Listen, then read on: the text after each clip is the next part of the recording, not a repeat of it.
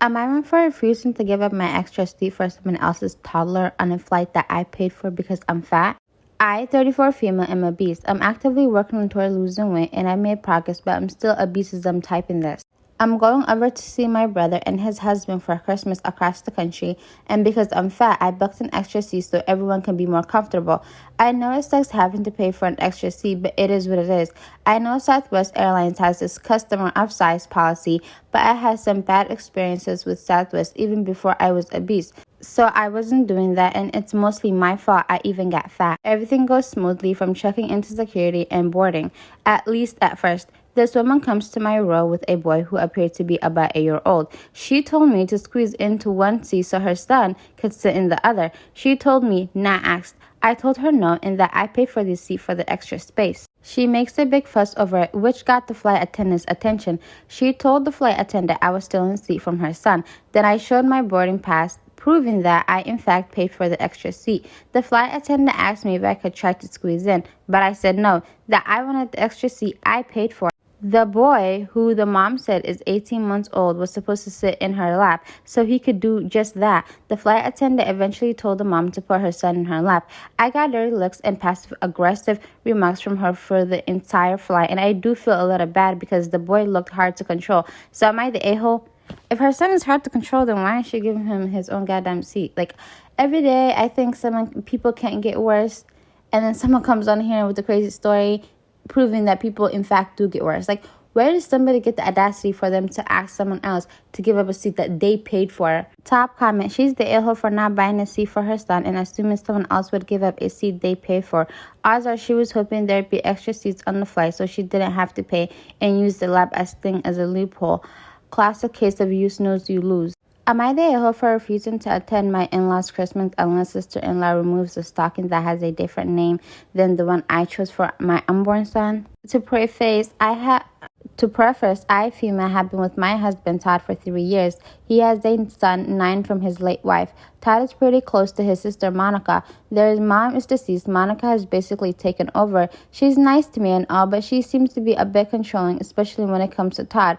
But that wasn't a real issue until after I got pregnant. After we found out the gender of the baby boy, she insisted on the name Tommy, but I refused because I already had a name in mind and Todd loves it. But he chose to stay out of the fight, saying maybe I should just let Monica call him Tommy. I refused and asked her to please respect me and the fact that I'm the mom and not her, and she said okay. Like always, she's hosting Christmas for the family this year and invited me and Todd to come to Christmas dinner. I was intending on coming, that is, until I discovered that she hung stockings with her kids, nephews, nieces' names, and hung a Tommy stocking saying that it is for my son. I was livid. I lost it on her, and there was a huge fight. I told her I won't be coming to her Christmas dinner if she doesn't remove the stocking or put the real name, and then I left. Todd started yelling at me, and we got home saying that I was attempting to ruin an important family tradition by refusing to come, and said that I was overreacting and cannot be telling his sister what she should or shouldn't do in her own home. He tried to convince me to come, but I said no, not until she removes that stocking. It doesn't look like she's going to do it because he spoke with her, and he's not mad at me for making a huge deal out of it. Her husband, Philip, who's usually nice to me, called me yesterday and saying that he spoke with Todd and he'd be devastated if I caused the family to miss the event at Monica's house and ruin it not only for the adults but for the kids as well, since my stepson loves spending the holidays with his cousins. Todd has been quiet and the only way you communicate is through Philip. I feel ashamed. Maybe I overreacted. Am I the a-hole? Edit. To answer someone's question, no, I did not ask Monica to put a stocking for my son. She said it was for my son. It was her decision, although I find it weird since the baby isn't even born yet. Clearly, OP's sister-in-law is trying to test the waters to see what she can,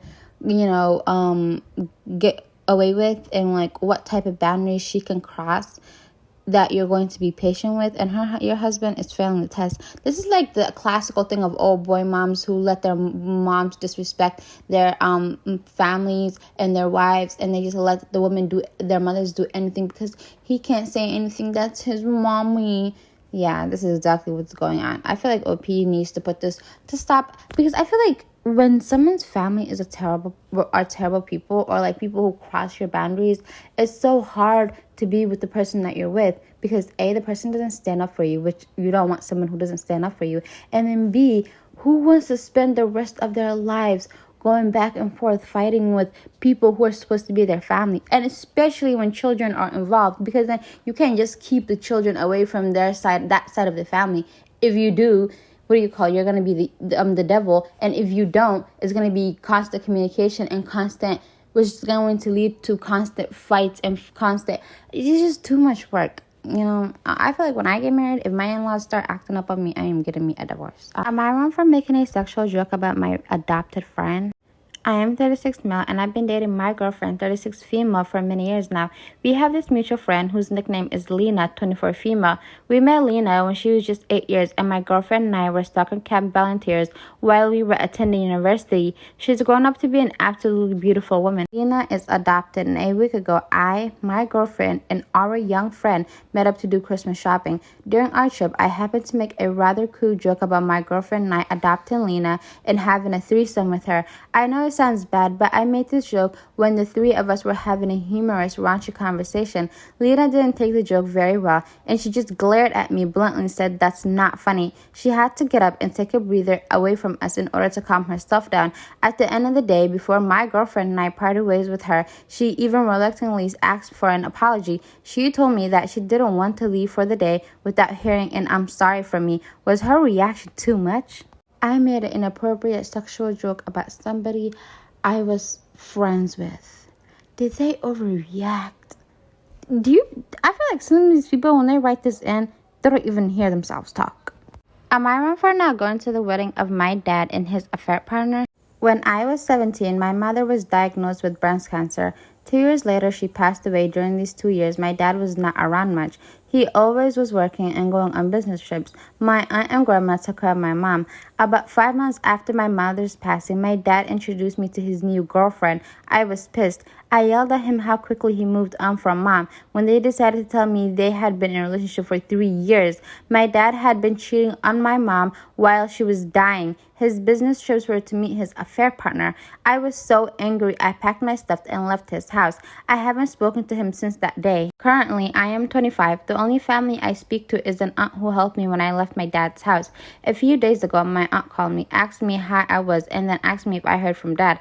I said, why would I hear from him again? My aunt said that dad is getting married to his affair partner, and by going to his wedding, it would help us mend our relationship. I said, why would I do that? He's dead to me. There was a silence on the phone for a bit before my dad replied, asking if that was what I felt about him. I immediately cut the call when I heard his voice.